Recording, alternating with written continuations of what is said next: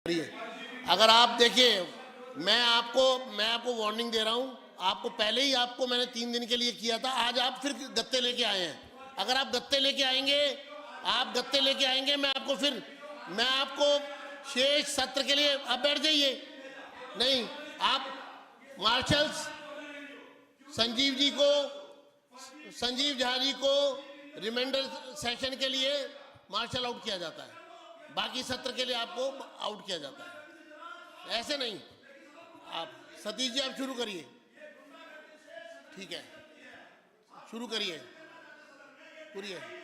आदरणीय अध्यक्ष जी, आप बैठिए। आदरणीय अध्यक्ष जी, अभय जी ये शब्दों शुरू का करिए। प्रयोग। शुरू करिए अध्यक्ष शुरू करिए आप। अध्यक्ष जी, मेरा अध्यक्ष जी 1 मिनट के लिए बोलूंगा। मैं किसी को इजाजत नहीं दूंगा, सिर्फ माननीय सदस्य सतीश उपाध्याय जी बोलेंगे। कार्रवाई को शुरू करने दीजिए। करिए। अध्यक्ष जी मेरा कहना है कि सबसे पहले तो अगर तख्तियां लेके आए हैं तो मैं बिल्कुल अलाउ नहीं करूंगा और मैं तुरंत सदन से उसको निष्कासित करूंगा। बैठिए, शुरू करिए। अध्यक्ष जी, सबसे पहले आपकी डिमांड पर मैंने वीडियो फॉरेंसिक साइंस लैब को भेज दिया है। आपने ही मुझे आकर के बोला था कमरे में, अध्यक्ष के कक्ष में आकर स्वयं नेता उपनेता ने मुझसे ये मांग की थी, मैंने उसको पूरा कर दिया। अब आप शुरू करिए। अध्यक्ष जी, सबसे पहले आपको आप बैठ जाइए। अभी आप कार्रवाई आगे बढ़ने दीजिए। शुरू करिए। संजीव जी, अध्यक्ष जी बैठिए। अध्यक्ष जी, सबसे पहले तो जी मैं अपनी आपत्ति दर्ज कराना चाहता हूं। आप बैठ जाइए। बैठिए। आप बैठिए। आप शुरू करिए। मैं सबसे पहले तो अपनी आपत्ति दर्ज कराना चाहता हूं, जिस प्रकार से सदन प्रारंभ होते ही संजीव झा जी ने यह कहा कि आप गुंडागर्दी से सदन चला रहे हैं। इस तरह की भाषाओं का प्रयोग, और अभी भी इसमें जो टिप्पणी इन्होंने की कि बिल्कुल ठीक कहा। मुझे लगता है कि अध्यक्ष जी इस तरह की चीजों पर आपको संज्ञान लेना चाहिए और सदस्य को कोई अधिकार नहीं है पीठासीन अधिकारी के साथ। आप बैठिए। पीठासीन अधिकारी के पास कोई अधिकार नहीं है। प्रदूषण के मामले पे आज चर्चा मैं करवा के रहूंगा, इसलिए विपक्ष से मेरा अनुरोध है शांति बनाए रखें। सभी सदस्य शांति बनाए रखें। आज प्रदूषण जैसे मुद्दे पर भी, महत्वपूर्ण मुद्दे पर या विस्तार से चर्चा होने वाली है और आप सबको उसमें भाग लेना है। शुरू करिए। आप बैठिए।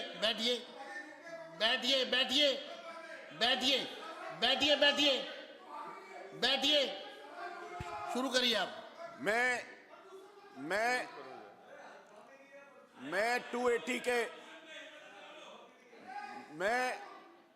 280 के अंतर्गत मेरे क्षेत्र में विशेष करके पिछली सरकार के समय से और आज तक ये ध्यानाकर्षण में करना चाहता हूं आदरणीय जल मंत्री जी को। मेरे यहाँ एक B3 ब्लॉक है, मेट्रो कोई बनी थी जिसके कारण से वहां पिछले 2-2.5 साल से कंटामिनेटेड वाटर आ रहा है। ये इस सरकार का नहीं है, लेकिन उस समय से लेके आज तक उसका कोई निदान हुआ नहीं है। ये हमारे लिए गंभीर समस्या है और इस तरह की चीजें हमारे यहाँ अदचीनी गांव है, अर्जुन नगर है, मस्जिद मोड़ है, बेगमपुर है, खिड़की विलेज है, हौज रानी है। यहां पर इस तरह के कंटामिनेशन की प्रॉब्लम आज की नहीं है। इसमें मेरा आपसे अनुरोध है कि अधिकारियों को आप निर्देशित करें कि इनके कारणों को चिन्हित करना चाहिए कि इनके कारण क्या है, किस कारण से इस तरीके से हो रहा है। मेरा मानना है कि पिछले 10 वर्षों में लगभग 40-50 वर्ष पुरानी जो सीवर लाइन है और 10 वर्षों में पानी की लाइन की लाइफ पूरी हो जाती है, लेकिन वो 25-30 सालों से चेंज नहीं हुई है। उसके कारण से घरेलू कनेक्शनों में पानी मिलकर के आता है। इस पर संज्ञान लिया जाना चाहिए। ये बहुत बड़ी गंभीर समस्या है जिससे लोगों को साफ पानी देने में हम सफल हो पाए। मेरी विधानसभा में 2 कैंप भी हैं, जिसमें एक इंदिरा कैंप है और उसमें एक वाल्मीकि कैंप है।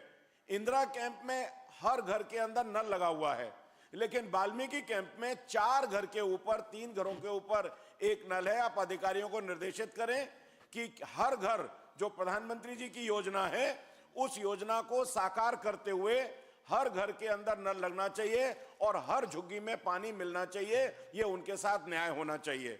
उसके बाद अंत में मैं ये कहना चाहता हूं कि मेरी विधानसभा में पानी का जो डिस्ट्रीब्यूशन है, वो डिस्ट्रीब्यूशन तर्क संगत नहीं है। कहीं पानी 4 घंटे मिल जाता है, कहीं पानी 2 घंटे मिल जाता है, और कहीं पानी कम प्रेशर से केवल आधा घंटे ही आता है, और कहीं पर 15।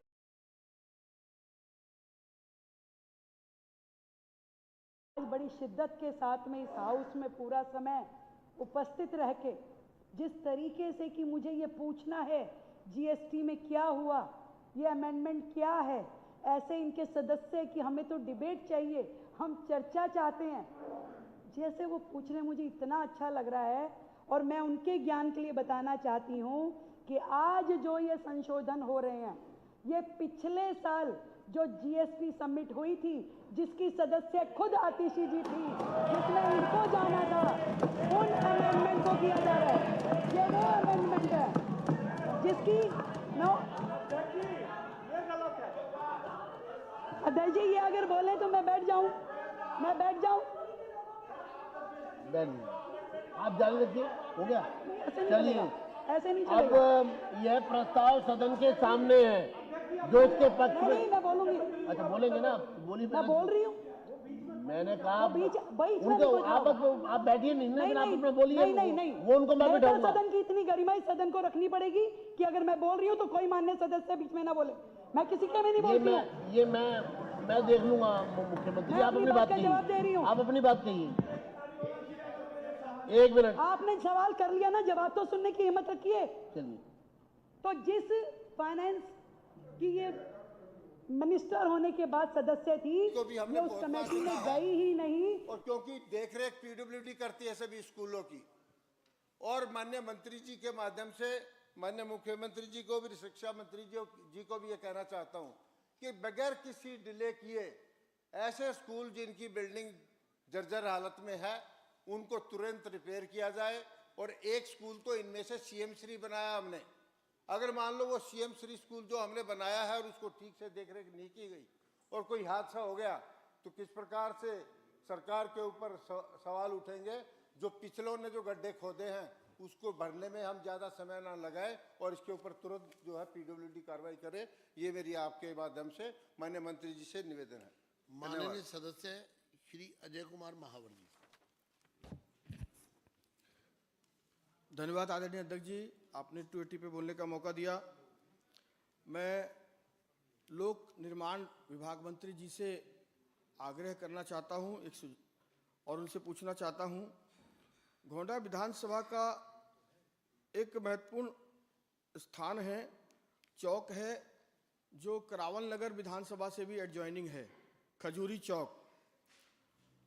हमारी जनता की, पूरे क्षेत्र की जनता की, पूरे नॉर्थ ईस्ट डिस्ट्रिक्ट की जनता की मांग है कि इस चौराहे का नाम भारत रत्न पूर्व प्रधानमंत्री, राष्ट्र नायक, कवि हृदय, भारत रत्न आदरणीय श्रद्धेय अटल बिहारी वाजपेयी जी के नाम पर इस चौक का नाम अटल चौक रखा जाए।